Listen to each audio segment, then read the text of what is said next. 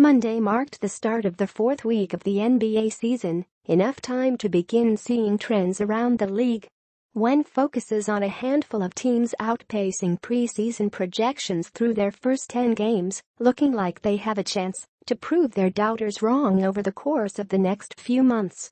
But will they?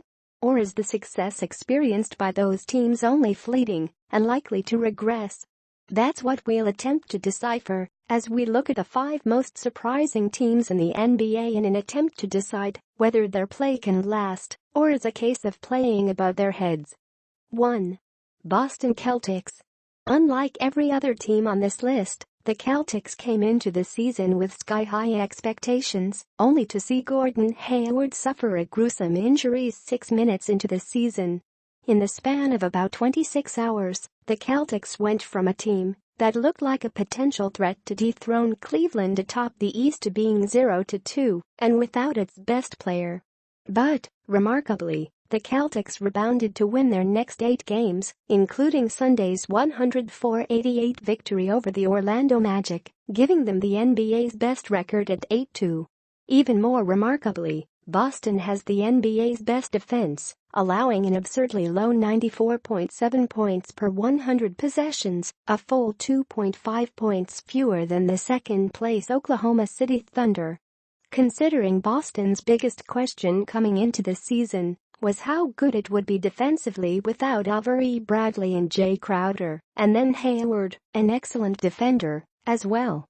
Having the league's best defense seems entirely unsustainable.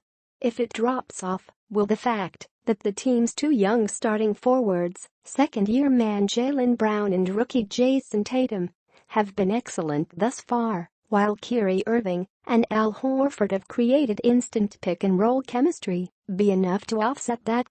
If the Celtics can keep Irving and Horford healthy, and the defense doesn't drop off a cliff, meaning it wins up somewhere between, say, 10th and 15th overall, Boston should be able to remain near the top of the Eastern Conference, an impressive achievement given the shock of Hayward's injury. It would also be yet another credit to Brad Stevens, who is once again earning his reputation as one of the NBA's best coaches. 2. Detroit Pistons. 2 years ago, the Pistons were a young, up-and-coming team that won 44 games and seemed poised to make a move up the Eastern Conference standings. But last season, Detroit saw virtually everything go wrong and spent the year dealing with trade rumors about every player on the team while winning 37 games. The Pistons came into the season as one of the league's most boring teams, as well as one of the hardest to judge. Would they return to where they were 2 years ago? Or would they disappoint, leaving open the possibility of wholesale changes? So far, it seems like the former. Detroit is now 7-3 after wins over the Milwaukee Bucks Friday and Sacramento Kings Saturday, and is on the verge of having both a top 10 offense and defense.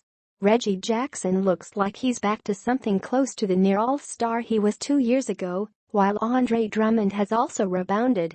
And, as anyone around the Pistons will openly tell you, how those two fare will determine just how good Detroit will be. It also should be noted that the off-season upgrade from Kentavious Caldwell-Pope to Avery Bradley was undersold, and Bradley's 42% shooting from three-point range has provided a huge boost.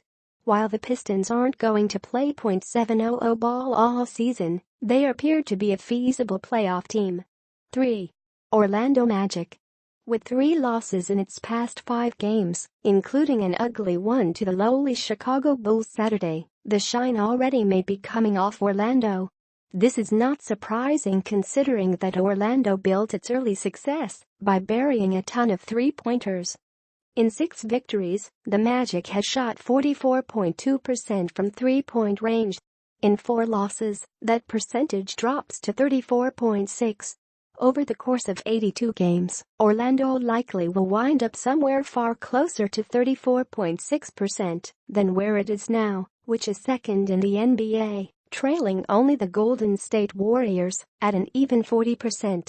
But Frank Vogel is a good coach with a strong defensive track record, and the Magic are 5th in the NBA in defense. And after years of tantalizing with his potential, Aaron Gordon looks like a new man playing full-time at power forward, carrying over his success at that spot from the end of last season, while putting up the kinds of numbers: 19.1 points, 8.9 rebounds and 2.3 assists, while shooting over 50% from the field, that could place him in all-star contention.